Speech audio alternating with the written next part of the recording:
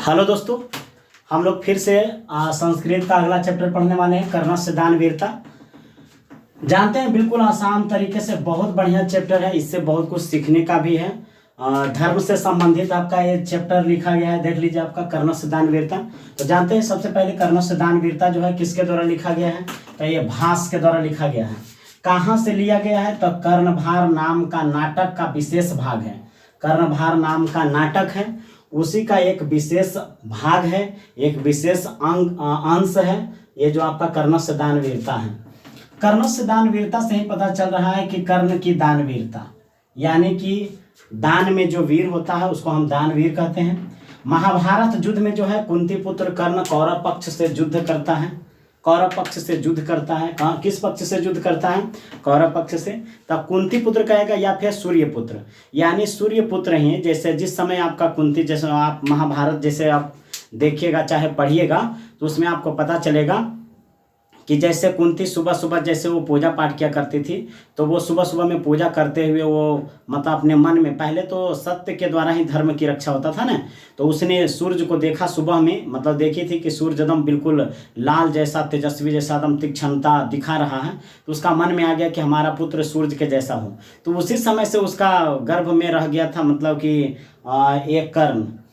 तो इस प्रकार से मतलब अब आप सोच के देखिए कि यदि जो बिना शादी के किसी लड़की के यदि जो संतान पैदा हो जाए या संतान हो जाए, तो वैसे स्थिति में समाज वर्ग के लोग उसको क्या कहेगा, आप सोच के देखिए। इसलिए कर्ण जब हुआ तो कर्ण को जैसे उसको नदी में बहा दी थी कुंती, यानी अपना लोक लाज से बचने के लिए, अपना समाज को बचने के लिए, अपना धर्म को रक्षा करने के लिए ये सब भी हुआ था। तो इसलिए सूर्य पुत्र भी कहा जाता है। तो सूर्य पुत्र किसको कहा जाता है, तो कर्ण को कहा जाता है। और कुंती के कहेगा तो आपका कुंती पुत्र कर्ण था। कर्ण के बारे में देखिए 4 लाइन लिखा गया है, कहता है कवच और कुंडल जिसने इंद्र को दान में दिया था। कवच और कुंडल जिसने इंद्र को दान में दिया था, मित्रता के खातिर सर्वस्व बलिदान किया था, मित्रता के खातिर सर्वस्व बलिदान किया था। धर्म मार्ग पर चलना जिसका स्वाभिमान था, आपने सही पहचाना, वो कर्ण वाकई में महान था। वो कर्ण वाकई में क्या था, महान था। वो कर्ण वाकई में महान था। कहा जाता है कवच कुंडल जिसने इंद्र को दान दिया था, मित्रता के खातिर सर्वस्व बलिदान किया था, धर्म मार्ग पर चलना जिसका स्वाभिमान था, आपने सही पहचाना, वो कर्ण वाकई में महान था। अब आप सोच के देखिए इस लाइन में क्या कहा, कहता है कवच कुंडल जिसने इंद्र को दान दिया था। कवच क्या होता है, जो आपका आज के बुलेट प्रूफ जैकेट जो आपका सैनिक लोग पहनते हैं, ताकि गोली मारेगा तो वहां पर लगेगा नहीं। तो वो उसका जैकेट पहले बुलेट को बचपने से उसको प्राप्त था, मतलब उसका शरीर में बचपने से ही कवच कुंडल प्राप्त था। कुंडल किसको कहते हैं, जो कान में पहनते हैं। जब इंद्र मांगने के लिए गया था अर्जुन के सुरक्षा के लिए, अर्जुन के रक्षा के लिए, छल पूर्वक जब उसके यहाँ से इंद्र मांगने गया था कवच कुंडल, तो आप सोच के देखिए कि कर्ण जो है उसका कान से ऐसे जो कुंडल होता है, कान से नोच करके, और इसका जो सीना होता है मतलब उससे कवाड़ करके जो कवच होता है, और उसको दान में दे दिया था। वो अपना सिर्फ खाली धर्म की रक्षा के लिए, धर्म के मतलब क्योंकि दानवीर था, उसके दरबार से आज तक कोई नहीं लौटा था, इसीलिए वो दानी था। कर्ण इसलिए दानी था। मित्रता के खातिर सर्वस्व बलिदान दिया था। कहता है अपनी मित्रता के लिए, आप सोच के देखिए, जिसको सूर्यपुत्र लोग कहता था कर्ण को, आप सोच के देखिए, लोग उसको ब्राह्मण कुल में उसको शिक्षा नहीं दिया जाता था। मतलब कि आप सोच के देखिए अर्जुन के गुरु कौन था, गुरु द्रोणाचार्य। जब उसका दरबार में गया था तो उसको भगा दिया था। उसके बाद परशुराम के यहाँ गया था, और वो ब्राह्मण भेष में जब गया था तो एक बार की वाक्य ऐसा हुआ था कि आप सोच के देखिए कि कर्ण के गोद में जब उसका परशुराम जैसे सो गए थे, तो उसको लगा कि हम गुरु जी को कैसे हम डिस्टर्ब करें। देखिए पहले के चेला कैसे हुआ करता था, गुरु जी को हम कैसे डिस्टर्ब करें, और उसको बिच्छू काट लिया था। बिच्छू काटने के बावजूद फिर भी जैसे है कि उसको उठने नहीं दिया था, गुरु जी को उठने नहीं दिया था। और आप सोच के देखिए जब गुरु जी उठे तो देखे कि उसका पैर से ब्लड निकल रहा है, खून निकल रहा है। फिर भी उसी समय परशुराम के गुस्सा आया था, तो बोला था कि ये ब्राह्मण भेष नहीं हो सकता है, क्योंकि इतना सहने वाली क्षमता एक क्षत्रिय में होता है, एक राजपूत घराना में होता है। और ये तुम बताओ सही में कि तुम कौन हो। उसी समय जैसे कहा था, उसी समय वो श्राप दे दिया था, कहा था कि तुम सोच लेना कि उस समय तुम पूरा विद्या भुला जाओगे, जिस समय तुम्हारा पूरा जरूरत रहेगा उस विद्या का, उसी समय देखिए गुरु का श्राप पहले लग जाता था। उसी समय आप सोच के देखिए, आप देखे होंगे महाभारत, चाहे आप यदि पढ़िएगा तो आप देखिएगा कि जब अर्जुन और कर्ण के बीच जब युद्ध होते रहता है तो उस समय आप सोच के देखिएगा उसका जो पहिया होता है वो पृथ्वी में समा जाता है। उसके बावजूद भी आप देखिएगा उसका विद्या जो मतलब कि बाण जो लाता है, पहले जो कोई चीज कोची कोची पढ़ता था और दंड को आ जाता था, उसका तीर आ जाता था और वही तीर से मारता था। तो उसी ढंग से उस समय वो विद्या भुला जाता है। तो वही श्राप था, परशुराम का श्राप था। लेकिन कुछ कुछ जैसे गलतियां भी किया था कर्ण, जैसे मान लिया जाए कि जो आपका सभा में जैसे जो युधिष्ठिर था और वो भाइयों को जब हार गया था, द्रौपदी को भी दांव पर लगा दिया था, जब उसको भी हार गया था, तो उस समय जब चीरहरण हो रहा था तो उस समय बहुत सारे लोग मतलब रोकने का भी प्रयास किया था। जैसे भीष्म पितामह सवन जो थे उस सवन भी रोकने का प्रयास किया था, लेकिन दुर्योधन संचालन कर रहा था। दुर्योधन कमीना था। धृतराष्ट्र का पुत्र पूछेगा कि कौन था, तो दुर्योधन। कौरव पक्ष से कौन संचालन कर रहा था, तो दुर्योधन। गांधारी किसकी माता थी, तो दुर्योधन के। तो ये सब आपको ध्यान में रखना है। अब आप सोच के देखिए उसी समय कर्ण एक स्त्री को बहुत सारा अपमान किया था, यानी प्रताड़ित किया था, मतलब बहुत कुछ बोला था कि 5 पतियों एक औरत जो है 5 पतियों को जब रख रही है तो उसमें से यदि जो हम हो जाएंगे तो उससे क्या पहाड़ टूट पड़ेगा, ऐसा ऐसा खूब मतलब शब्द बोला था। और दुर्योधन भी कहा था कि हम अपने जंघा पर इसको बैठाएंगे। उस समय भीम प्रण लिया था कि तुमको हम जिस जिह्वा से तुमने निकाला है ना कि हाँ तुमको हम अपने जंघा पर बैठाएंगे, उसको हम अपने गधा से चूर चूर, मतलब जो गधा होता है, गधा नहीं समझिएगा, गधा से चूर चूर कर देंगे।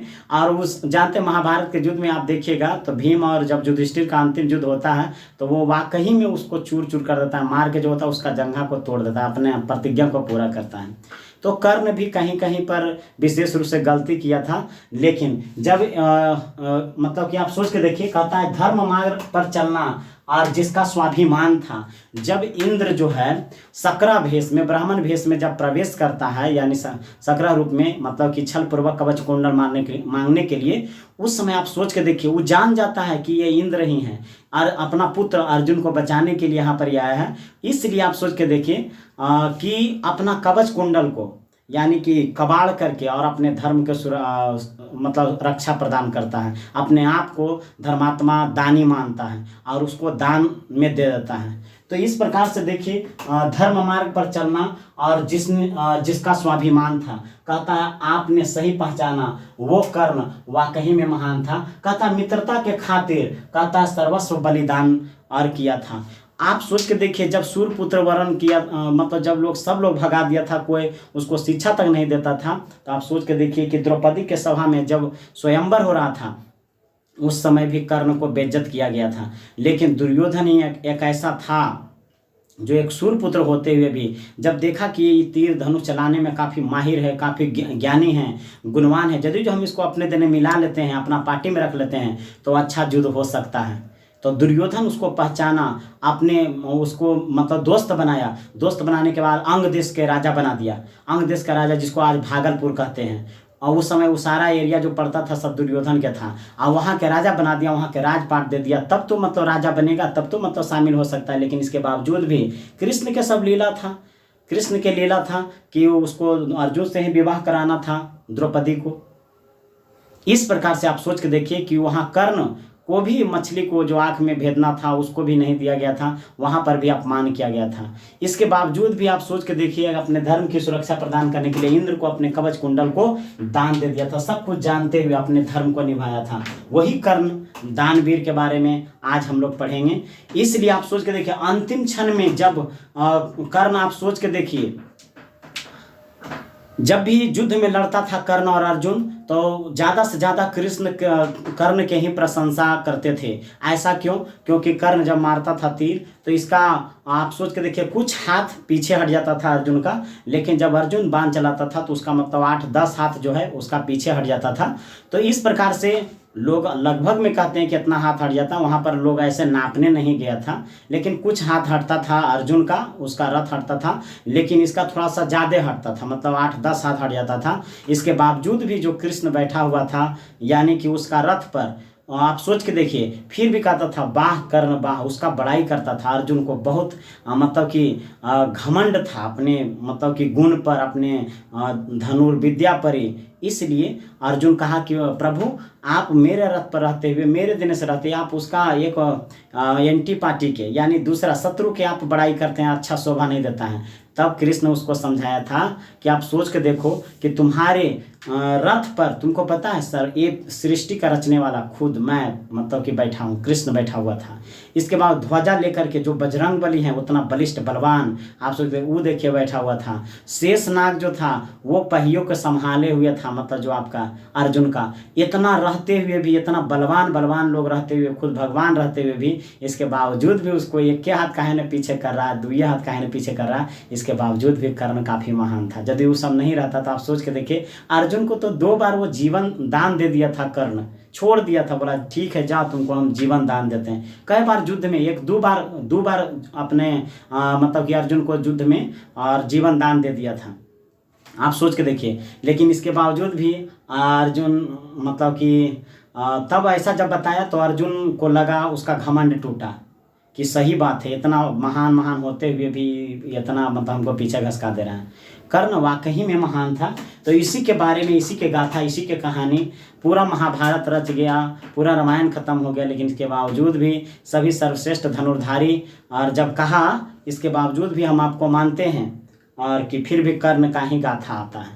कर्ण ही महान था, यानी कर्ण के नाम जरूर आता है दानवीर कर्ण के रूप में। लेकिन कर्ण कुछ गलतियां किया था। युधिष्ठिर, नकुल, सहदेव, पांडु के 5 भाई रहने के बावजूद भी आपको हम बता दें कि फिर भी सबसे बड़ा, जैसे कुंती पुत्र था ना, तो कुंती के तो वो भी 5 बेटा था। इसके बावजूद भी आप सोच के देखिए, कर्ण जो है, और फिर भी छोटे भाइयों को ललकारा था, जो कि नहीं ऐसा करना चाहिए था। अपने बड़ा होकर के छोटों को ललकार रहा था लड़ने के लिए। एक स्त्री को, यानी अपने भभू को, उसने बहुत सारा अंड संड बोला था उस सभा में। तो ये सबन भी गलतियां किया था कर्ण। अब क्या कर सकते हैं कि यदि उसको अपने जीवन में बहुत कुछ लोगों ने सताया था, लेकिन फिर भी अपने धर्म के पर अडिग रहा, क्योंकि वो पहले नंबर क्या था, अधर्म के रास्ते पर चल रहा था, और वो जानता था कि हमारा मृत्यु ही होगा। अच्छा, अंतिम युद्ध में ये भी जान गया था कि कुंती हमारी माता है, लेकिन इसके बावजूद भी कुंती से माफ़ी मांग लिया था, बोला था माँ तुम्हारा 5 ही बेटा रहेगा। कर्ण जो है, जिसका वचन दे दिया है ना, अपने मित्रता को निभाया था। इसलिए कर्ण से भी सीखने की जरूरत है कि कर्ण जो है, सोच के देखिए कि जो उसको परवरिश किया, जो उसको आगे बढ़ाने का काम किया, कर्ण मतलब मरते दम तक उसको साथ दिया था, यानी दुर्योधन को छोड़ा नहीं था। वो जानता था दुर्योधन जितना भी उसका सेना था सब कर्ण पर गर्व करता था। आप सोच के देखिए कि हाँ, कर्ण बलिष्ठ है, पूरा लोगों को मारेगा, क्योंकि वाकई में वो धनुर्धारी था, काफ़ी ज्ञानी था, विद्वान था। लेकिन इतना सारा शराप रहने के बावजूद भी आप सोच के देखिए, जब वो सीख रहा था ज्ञान परशुराम के यहाँ, उस समय भी क्या हुआ कि बहुत सारे राक्षसों को खदेड़ने के क्रम में, जंगल में पहले चलता था ना कि ऋषि मुनियों को खदेड़ता था, उस समय भी जो है मतलब बाण चला दिया था। उस समय राक्षस मरने के बजाय वो एक गाय मर गई थी। उस समय भी जो है ब्राह्मण, आप जानते हैं, गाय को माता मानने का मतलब कि दर्जा शुरू में ही प्रदान किया। तब हिंदू धर्म में ऐसा हम लोग मानते हैं कि गाय हमारी क्या है, माता है। तो इस प्रकार से आप सोच के देखिए, उस ब्राह्मण ने उसी समय श्राप दे दिया था। मतलब गाय जब मर गई थी तो उस समय भी उसको श्राप दे दिया गया था कि जैसे जिस प्रकार से मतलब ये हत्या हुआ, मतलब कि गाय की हत्या हुआ, उस समय तुम सोच लेना, जिस समय तुम युद्ध भूमि में तुम असहाय रहोगे, मतलब तुम्हारे पास कोई सहारा नहीं रहेगा, उसी समय तुम्हारा भी वध किया जाएगा। तो आप देखे होंगे कि जो आपका होता है कि उसका धनुष तीर रख करके, और जो रथ का पहिया होता है, और उस समय जब वो निकालने लगता है कर्ण, उसी समय जो है अर्जुन उसको तीर मारता है, बाण मारता है, और उसी समय उसको मतलब कि मृत्यु होता है। ऐसा भी दिखाया गया है। मतलब ये सब शराप ही था उसका, कर्ण का। तो ये सब भी रामायण काफ़ी इंटरेस्टिंग, हमारा महाभारत, रामायण, गीता, ये सब कुरान, हम आपको बता दें, ये सब वेद पुराण शास्त्र जो है काफ़ी इंपॉर्टेंट है, काफ़ी महत्व है। लेकिन आज के बच्चे ये सब सीखते नहीं हैं। मोबाइल पे पबजी और फ्री फायर, ये सब जो फेसबुक और व्हाट्सएप, ये सब पर ज़्यादा विशेष रूप से ध्यान देते हैं। इसीलिए ज़्यादा से ज़्यादा बच्चे जो छोटे छोटे से बदमाश हो गए हैं, क्योंकि अपना शास्त्र के सब भुला गए हैं। संस्कृति है ये नहीं, संस्कार है ये नहीं, क्योंकि वो सब पर विशेष ध्यान देवे नहीं करता है। वहाँ खेसारी लाल और बैगन लाल वाला गाना सुनेगा, नाचेगा और गाएगा। तो ये समझ देखिए विशेष रूप से ज़्यादा, तो उस समय देखते हैं कितना अश्लीलता है भोजपुरी सॉन्ग में। तो ये समझ भी है। तो कौरव पक्ष से कौन युद्ध करता है? देखिए महाभारत युद्ध में कुंती पुत्र कर्ण कौरव पक्ष से क्या करता है? युद्ध करता है। तथा भास के 13 नाटक प्राप्त होते हैं और जिसमें कर्णभार अति सरल अभिनय है। कर्णभार जो है उसमें अति सरल अभिनय है। कहता है अर्जुन के सहायता के लिए इंद्र शक्रह जिसको कहा जाता है छल पूर्वक कर्ण के शरीर से और कवच कुंडल प्राप्त करता है, यानी मांग करके भी लाता है। कर्ण ने जो है महतराम भिक्षाम याचे, ये जो शब्द है पूछेगा कि महतराम भिक्षाम देही या फिर ये याचे, ये शब्द किसके द्वारा कहा गया था? तो शक्र यानी इंद्र के द्वारा कहा गया था। नमस्करामी, नमस्करामी ये वाला शब्द किसने कहा था? तो कर्ण ने क्या कहा था? उसको प्रणाम किया था। जैसे प्रणाम किया था इंद्र ने सोचा था कि इसको यदि हम दीर्घजीवी कर देंगे तो फिर ये मरेगा नहीं, इसलिए सूर्य चांद तारा पहाड़ों के जैसा कहा बलशाली हो, तुम्हारा जस हो, गुणगान हो, ऐसा मतलब आशीर्वाद दे दिया था। फिर भी कर्ण कहा था कि प्रभु ब्राह्मण देव आप ऐसा क्यों नहीं कहते हैं कि हाँ दीर्घजीवी हो ऐसा? तब कहता है कि हाँ हम कुछ मांगने के लिए आए हैं। तो कहता है कि मांगो, जो भी मांगना है मांगो। पहले बार में क्या मांगा था? तो देखिए पूछेगा कर्ण ने प्रथम बार इंद्र को क्या दिया था? तो गाय, गाम, इसको संस्कृत में गाम कहते हैं। सबसे पहले गाय दिया था। दूसरे बार में घोड़ा, इसको हम बाजी नाम कहते हैं, यानी हजारों घोड़े दान किया था। हाथी, दूसरा बार में हाथी दिया था, सॉरी दूसरा बार में घोड़ा, तीसरा बार में हाथी, चौथा बार में सोना दिया था कनकम, पृथ्वी, और पांचवा बार में पृथ्वी दिया था। यज्ञ फल भी दिया था छठा बार में, वो सब मतलब आएगा नहीं, इतना आपको ध्यान में रखना है। अंतिम में कवच और कुंडल दिया था। कहेगा कि कर्ण ने अंतिम में क्या दिया था इंद्र को? तो कवच और कुंडल दिया था। कर्ण किस देश का राजा था? तो अंग देश का राजा था। अंग अभी भागलपुर को कहा जाता, हमने कहा है। शल्यराज कर्ण का क्या था? मंत्री था। जबकि शल्यराज बहुत कुछ कहा इस कहानी में, कहा कि महाराज आप पागल हो गए हैं, आप इसको अपना बुलेट प्रूफ जैकेट दे रहे हैं, मतलब कि सुरक्षा कवच दे रहे हैं, आप इसको नहीं दीजिए, नहीं तो आप गलत कर रहे हैं। लेकिन क्या करें, इसमें कहा जाता है समय बीतने से शिक्षा का क्षय हो जाता है। ये कर्ण जान गया था कि ये आवश्यकता से अधिक ये ब्राह्मण मांग लिया है। यदि जो हम इतना सारा चीज़ देने के बावजूद भी नहीं ले रहा है, इसका मतलब ये आम आदमी है, ये नहीं है, ये कोई जरूर छली आदमी है। और वो पहचान गया था कि ये इंद्र है, इसलिए अपने धर्म को निभाने के लिए कवच और कुंडल दे दिया था। कहा जाता है समय बीतने से शिक्षा का क्षय हो जाता है। यदि सीखना ही क्या है जवानी, और नहीं सीखना क्या है बुढ़ापा। यदि जो अभी भी आप पढ़ने के लिए छोड़ दीजिएगा तो समझिए आप बूढ़ा हो गए हैं। और यदि जो बुढ़ारी तक भी यदि कोई पढ़ रहा है 80 साल 100 साल तक, तो वो समझिए जवान है। कहता है महतराम भिक्षा याचे किसने कहा था? तो शक्र कहा था, यानी इंद्र ने कहा था। इसमें से जो भी ऑब्जेक्टिव रहेगा आपका सब हमने बता दिया है। ऑब्जेक्टिव भी कर्णवीर कर्णदान वीर था कैसे, तो आपको हमने बताया कि कैसे था। आप सोच के देखिए, कर्ण जब वो पूरा असहाय था, बिल्कुल तीर उर लगा हुआ था, फिर भी कहा कि जानते हो अर्जुन अभी भी कर्ण के जैसा कोई दानी नहीं है। तो बोला कि क्या बात करते हैं महाराज, आप मेरे साथ होते ही अभी भी उसका बड़ाई करें। तो बोला कि चलो तुमको हम टेलर दिखाते हैं, डेमो दिखाते हैं, डेमो। वहाँ गया डेमो दिखावे ले, ब्राह्मण भेष में गया और कहा हमको कुछ चाहिए, लेकिन हम क्या करें, तुम तो खुद असहाय हो, तुम तो खुद नहीं उठ पा रहे हो, तुम तो खुद मरने वाले हो, तुम हमको क्या दोगे? तो बोला प्रभु रुकिए ब्राह्मण देवता, आप जाइए, नहीं हम देते हैं। उसने तुरंत क्या किया, आप सोच के देखिए, उसका सोना के दांत था कर्ण के पास, उसने पत्थर को उठा करके, असहाय था, किसी भी ढंग से पत्थर को उठा करके सोना का दांत तोड़ के दिया। फिर भी देखो कृष्ण ने कहा था कि ये जूठा दांत है, हम इसको कैसे लेंगे, हम नहीं लेंगे, ये बोला जूठा दांत हम लेवे नहीं करेंगे। फिर भी इसके बावजूद भी कहा कि ये धनुष और तीर हमको उठा करके दे दीजिए, हम आपको क्या करेंगे, मतलब कि हम गंगा को प्रकट करके आपको गंगा से धो करके देंगे, मतलब पवित्र करके देंगे। और मतलब कि गंगा को प्रकट करने का ये विद्या जानता था अर्जुन भी और कर्ण भी जानता था। और लेकिन इसके बावजूद भी बोला कि हम काहे देंगे, तुमको दान देना है तो दो, न तो हम चलते हैं। इसके बावजूद भी वो किसी ढंग से वो धनुष और तीर को उठाया था और फिर गंगा को प्रकट किया। उसके बाद वो दांत को धो करके और कृष्ण को दिया था। तब वो अपना भेष में आ गया था कृष्ण। और अर्जुन भी बोला, देखा अर्जुन, तुम कहते हो अपने आप पर घमंड करते हो कि मेरे जैसा धनुर्धर कोई नहीं। देखो धनुर्धर तो ये है, महान तो ये है, धर्मात्मा तो ये है, इसका पूजा होना चाहिए। तब वही बोला था कि बताओ कि तुम कौन सा वर मांगना चाहते हो। तो उसने कहा था कि जैसे प्रभु हम आपको क्या मांग सकते हैं, हम तो यही मांगेंगे कि अगला जन्म में जो है 2-3 बार मांगा था, 3 बार मांगा था।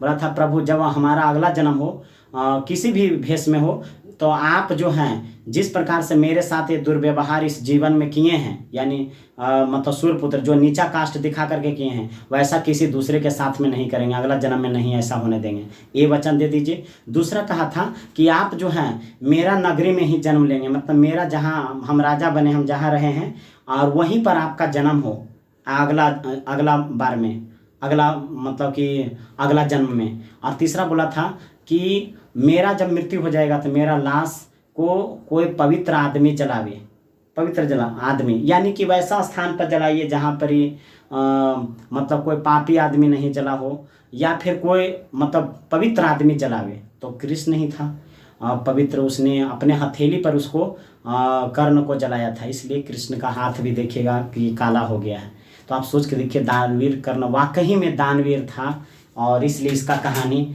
बहुत प्यारा था, बहुत सुंदर था। महाभारत हमारा गीता जो है बहुत पवित्र है। आप लोग देखे होंगे कोर्ट कचहरी में भी गीता पर हाथ रख करके कसम खाता है। तो इस प्रकार से कर्णस्य दानवीरता पाठ आपका समाप्त हो गया। आपको कैसा ही लगा स्टोरी, कैसा लगा कहानी, कैसा मज़ा आया कि नहीं आया, आप कमेंट में आप ज़रूर लिखेंगे, आप बताएंगे कि इसी प्रकार के सजेस्ट कीजिएगा। आप इसको आप नोट्स बना सकते हैं, आप स्क्रीनशॉट ले सकते हैं, और हंसते रहिए, मुस्कुराते रहिए और देखते रहिए आपका अपना लक्ष्य एजुकेशन जो आपका चैनल है। लाइक कर दीजिएगा और सब्सक्राइब भी कर लीजिएगा यदि आप पहली बार आए हुए इस चैनल पर, तो ज़्यादा से ज़्यादा शेयर भी कर दीजिएगा। तो थैंक यू, मिलते हैं आपको नेक्स्ट वीडियो में अगले वीडियो के साथ।